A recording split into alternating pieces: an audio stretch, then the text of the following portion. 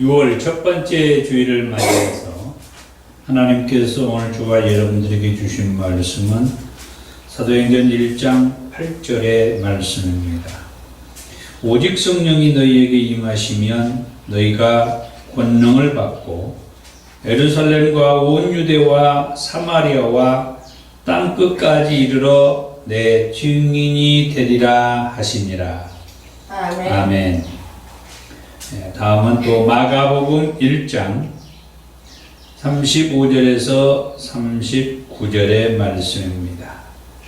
새벽 아직도 밝기 전에 예수께서 일어나 나가 한적한 곳으로 가사 거기서 기도하시더니 시몬과 및 그와 함께 있는 자들이 예수의 뒤를 따라가 만나서 이르되 모든 사람이 주를 찾나이다. 이르시되 우리가 다른 가까운 마을들로 가자. 거기서도 전도하리니 내가 이를 위하여 왔노라 하시고 이에 온 갈릴리에 다니시며 그들의 여러 해당에서 전도하시고 또 귀신들을 내쫓으시더라. 아멘. 아멘. 자, 오늘은 바람직한 전도의 5단계에서 세 번째 단계의 말씀을 하고자 합니다. 바람직한 전도에 있어서 5단계는 먼저 첫 번째 단계로서 전도자로 세워달라고 하나님께 기도하는 단계다 그랬어요. 전도자로 세워달라고 하나님께 기도한다. 그 다음 두 번째 단계로서는 지난주에 우리가 말씀을 들었습니다만 성령님의 인도를 받아서 전도 현장으로 나가는 단계다 그랬어요. 전도를 할 적에 무엇보다도 성령님께서 역사에 주셔야만이 하는데 성령께서 역사할 때에 그 성령의 인도하심을 받아서 현장에 나가자. 그 다음 오늘 세 번째는 성령의 인도하심을 받아서 전도 현장에 나가라고 하면은 과감하게 복음을 전하는 단계다. 과감하게 복음을 전하는 단계가 세 번째. 이렇게 성령께서 역사해서 이제 전도자가 전도하기 위해서 이제 전도팀을 통하여서 교회에 모여서 나가기도 하고 또는 교회가 아니지만은 어떤 그룹에서 모여가지고 기도하고 이제 성령의 인도하심을 받아서 전도 현장에 나가기도 하고 아니면은 개인적으로 그냥 기도하고 전도 현장으로 나가기도 합니다. 이렇게 전도 현장으로 나갈 때 방금 늘 말씀을 드립니다만 성령께서 함께 하시는 그런 상태라고 우리는 생각을 하고 성령께서 함께하고 성령께서 감동을 주어서 전도 현장에 이제 나갔는데 전도 현장에 나가도 성령의 감동이 있는 사람이 있고 성령의 감동이 없는 사람이 있어요. 다시 말하면 저분에게 복음을 전할 때 성령께서 감동을 주는 그런 사람이 있고 저분에게 복음을 전하는 그 일에 성령의 감동이 없는 사람이 있다.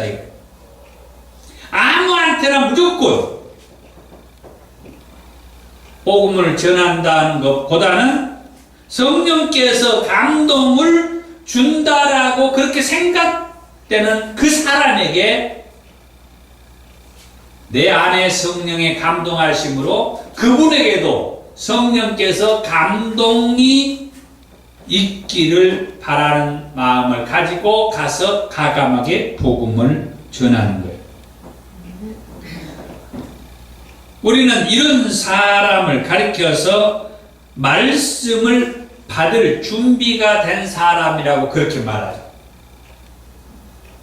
저분이 성령의 감동하심을 받아가지고 내가 가서 복음을 전할 때 그 말씀을 받아들일 수 있는 준비가 되어 있는 사람. 지난주에도 말씀을 드렸습니다. 사도행전 8장에 빌립 집사님 이야기가 나오죠. 성령님의 인도하심을 받아서 빌립 집사가 에디오파에서 예루살렘까지 예배를 드리기 위해서 올라왔다 내려가고 있는 여왕의 국고를 맡은 네시가 있어요. 성령께서 그곳에 가라 해서 빌립 집사가 이제 믿음으로 그곳에 갔더니 그곳은 광야였다라고 해요. 비록 그곳이 광야였다 할지라도 성령의 인도하심을 받아서 가라고 하니까 빌립 집사님이 그걸 갔어요. 가서 보니까 에디오피아에서 왔다가 간 네시가 가고 있어요. 성령께서 계속해서 빌립 집사님에게 말씀합니다. 가까이 가거라. 술에 가까이 가거라. 그래서 빌립 집사님이 술에 가까이 갔습니다. 그랬더니 가는 길에 성경을 읽고 있는 것을 봐요. 빌립 집사님에게 성령께서 지금 읽고 있는 말씀이 무슨 말씀인지 이해가 되냐고 물으라고. 그랬더니 빌립 집사님은 성령이 감동을 주는 대로 네시에게 지금 읽고 있는 말씀이 무슨 말씀인지 이해가 됩니까? 하고 물어요. 그렇게 해서 결국 빌립 집사님이 성령의 감동하심을 받아가지고 그 네시에게 네시가 읽고 있는 그 말씀을 비롯해서 계속해서 예수에 대해서 가르치고 복음을 전했다. 그렇게 해가지고 나중에 빌립 집사에 의해서 그 네시가 그곳에서 세례까지 받았다. 정말 아름다운 모습이죠. 이게 바람직한 전도자들이 가져야 할 그런 자세라고 저는 그렇게 생각을 하는 거죠. 전도자가 성령의 충만함을 받아서 전도자로서 전도 현장에 나아가는데 성령의 감동과 성령의 인도하심을 받아서 나아가게 되며 성령께서 말씀한 대로 말을 하면서 결국 메시지는 예수님에 대해서 가르치고 예수의 복음을 전해가지고 그 사람이 예수를 영접하게 하고 여기 빌립 집사님과 같이 할 수만 있으면 세례까지 받게 하는 그런 어떤 단계와 가정이 바람직한 전도자의 그런 모습이라고 저는 생각을 한 것이죠. 계속해서 사도행전 10장의 말씀에 보면 베드로 사도와 고넬료의 이야기가 나옵니다. 긴 얘기를 다 제가 들을 수는 없고 고넬료는 가이사랴 지방에서 이달리아 부대의 백부장이라는 사람입니다. 다시 말하면 로마의 군인이었어요. 그래서 이방인이라는 얘기입니다. 그런데 이방인이 베드로 사도를 자기 집으로 초대를 합니다. 베드로 사도는 고민을 하죠. 이건 내가 가야 되느냐 말아야 되느냐. 그렇게 고민하고 있을 때 성령님께서 베드로 사도에게 고넬료의 집에 가라는 그런 감동을 줘요. 성령의 그 감동하심을 받고 비록 고넬료가 이방인이었지만은 베드로 사도가 고넬료의 집에 갑니다. 그때 말씀입니다. 사도행전 10장 33절이요. 고넬료가 하는 말입니다. 내가 곧 당신에게 사람을 보내었는데 오셨으니 잘하였나이다. 이제 우리는 주께서 당신에게 명하신 모든 것을 듣고자 하여 다 하나님 앞에 있나이다. 무슨 말이냐면 비록 이방인들이라 할지라도 우리는 이방인들은 예수를 믿지 않는 사람들을 이방인이라고 얘기하죠. 예수를 믿지 않는 사람들이라 할지라도 지금 빌립 집사를 통하여서 에디오피아에서 온 네시가 성경을 읽어도 무슨 말씀인지를 이해를 못하는 사람에게 성령께서 보내가지고 그 말씀에서부터 시작해서 예수님에 관한 말씀을 전해가지고 예수를 믿게 하고 세례를 받게 했던 일과 또 비록 고넬료가 이방인이지만 이방인이라 할지라도 베드로 사도를 청해서 베드로 사도를 통하여 사도행전 10장 33절에 뭐라고요? 이제 우리는 주께서 당신에게 명하신 모든 것을 듣고자 하여 다 하나님 앞에 있습니다. 하나님께서 당신을 통하여서 어떤 말씀을 하든 우리는 그 말씀을 다 하나님의 말씀으로 듣겠습니다. 그 얘기를 이 고넬료가 베드로 사도에게 한 거예요. 그래서 베드로 사도가 그때서야 하나님께서 왜 자기를 이 이방인인 고넬료의 집에 가도록 했는지를 이해를 하게 돼요. 그래서 고넬료의 집에 고넬료의 모든 집안 사람들이 베드로 사도를 통하여 하나님의 말씀을 듣겠다고 모여있는 그곳에 가가지고 베드로 사도가 하나님의 말씀을 전했다고 했습니다. 이처럼 이방인들도 어떤 사람들은 하나님의 말씀을 지금 간절히 듣기를 원하는 사람들이 있다. 그래서 바로 그 사람들이라도 우리가 그 사람들을 전도 현장에서 만나기 위해서 성령의 감동을 받아가지고 성령의 인도하심을 받아서 전도 현장에 나가는 것이에요. 바로 이런 사람들을 만나기 위해서 지금 하나님의 말씀, 지금 예수의 복음을 간절히 기다리고 있는 사람들이 개 중에는 계신다.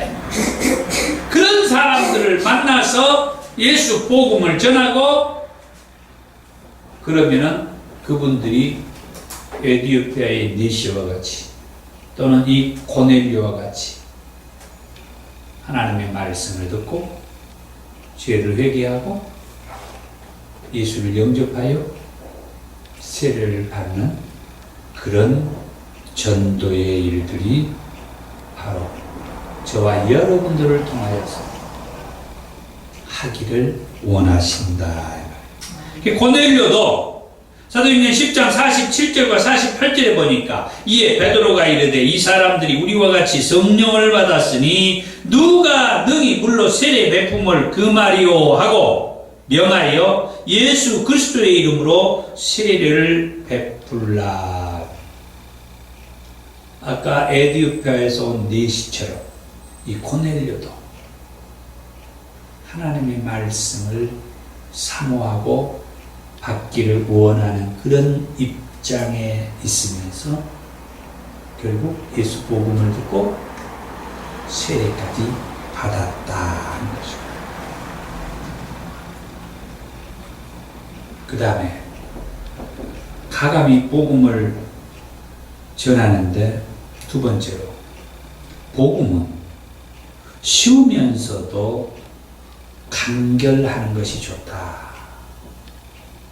다시 말해서 복음은 핵심 메시지가 있어야 한다. 마가복음 우리가 잘 아는 예수님께서 말씀을 전할 때 마가복음 1장 14절과 15절의 말씀이에요. 요한이 잡힌 후에 예수께서 갈릴리에 오셔서 하나님의 복음을 전파하여 이르시되 때가 찼고 하나님의 나라가 가까이 왔으니 회개하고 복음을 믿으라. 아멘. 그렇게 복음을 전했다라고. 예수님께서 맨 처음에 복음을 전했던 그 메시지죠. 때가 찼고 하나님의 나라가 가까웠으니 회개하고 복음을 믿으라. 예수님이 맨 처음에 공생애를 시작하면서 이렇게 하나님의 나라의 복음을 선포했다. 때가 찼고 하나님의 나라가 가까웠으니 회개하고 복음을 믿으라. 아주 간결하잖아요. 이걸 가지고 우리는 적재적소의 핵심 메시지를 전하는 거예요. 아멘. 하나님의 나라가 가까이 왔으니 회개하고 복음을 믿으라. 그리고 나중에 예수님께서 공생애를 계속 진행하는 가운데에서 12제자를 불러다가 둘씩 짝을 지어서 전도의 현장으로 내보내면서 하시는 말씀이요. 마태복음 10장 7절과 8절이에요.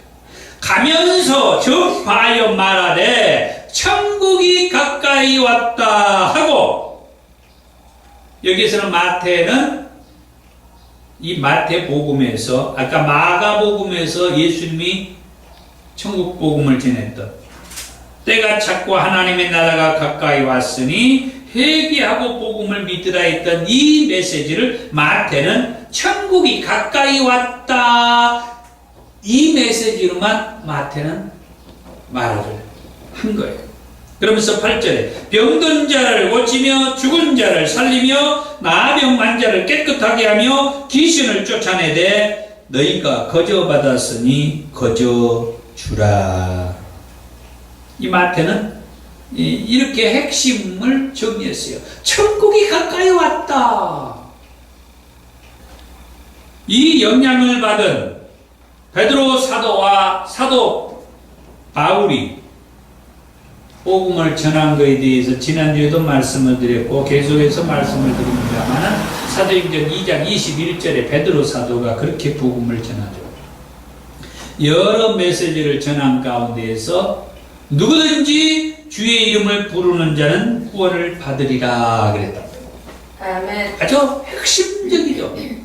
누구든지 주의 이름을 부르는 자는 구원을 받으리라. 누구든지 예수를 믿으면 구원을 받는다는 거예요.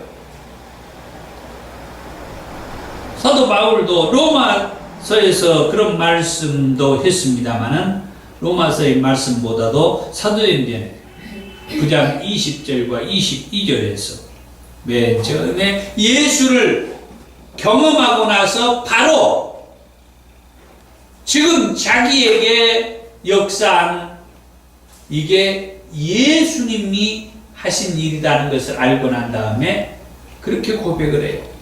즉시로 각 회당에서 예수가 하나님의 아들이라고 전파를 했으며 사도행전 9장 22절에서도 사울은 힘을 더 얻어서 예수를 그리스도라고 증언했다라고 합니다. 그리고 한 가지 더 핵심 메시지를 말한다고 하면 사도 요한을 통하여서 말하는 것을 말씀을 드리고 싶어요. 사도 요한은 마지막 때가 되면 심판이 있다라고 하는 얘기들을 많이 했어요. 물론 고린도 후서에서 사도 바울도 심판에 대한 말씀을 하셨습니다. 고린도후서 5장 10절에 우리가 다 반드시 그리스도의 심판대 앞에 나타나게 되어 각각 선악간에 그 몸으로 행한 것을 따라 받으려 함이라. 마지막 때에 그리스도의 심판대 앞에 다 서서 심판을 받게 될 것이다. 사도 바울도 말씀을 했습니다마는 사도 요한이 또 이 심판에 대한 얘기를 해 주었는데 그것은 요한계시록에 그런 말씀을 해주고 있어요. 요한계시록 20장 12절에서 15절의 말씀에 보면 사도 요한은 환상을 보는 가운데에서 내가 보니 죽은 자들이 큰 자나 작은 자나 다 그 보좌 앞에 서 있는데 책들이 펴 있고 또 다른 책이 펴졌으니 곧 생명책이라. 죽은 자들이 자기 행위를 따라 책들에 기록된 대로 심판을 받으니. 다시 읽습니다. 죽은 자들이 자기 행위를 따라 책들에 기록된 대로 심판을 받으니 바다가 그 가운데에서 죽은 자들을 내주고 또 사망과 음부도 그 가운데에서 죽은 자들을 내주매 각 사람이 자기의 행위대로 심판을 받고 사망과 음부도 불못에 던져지니 이것은 둘째 사망 곧 불못이라. 누구든지 생명책에 기록되지 못한 자는 불못에 던져지더라. 누구든지 생명책에 기록되지 못한 자들은 불못에 던져지더라. 마지막 때에 자기 행위들에 따라서 책들에 기록이 되는데 그 책들에 기록된 대로 심판을 받게 될 것이다.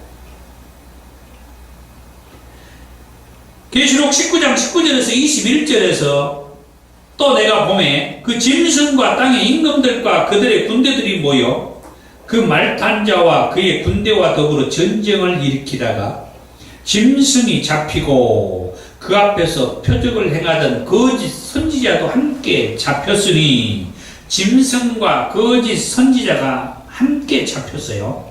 이는 짐승의 표를 받고 그의 우상에게 경배하던 자들을 표적으로 미혹하던 자라.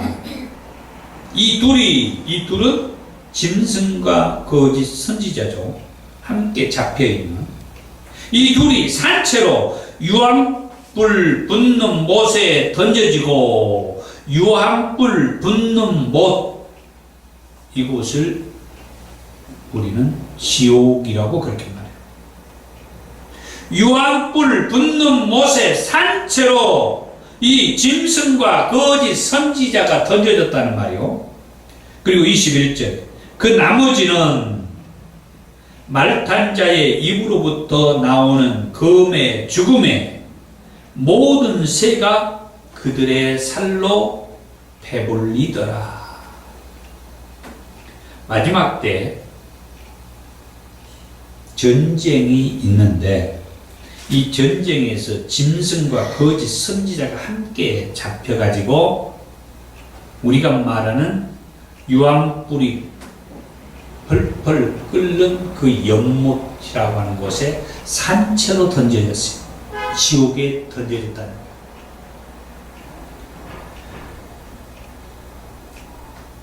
그리고 그 나머지는 다 말탄자의 입으로부터 나오는 검에 의해서 죽게 된다는 거예요.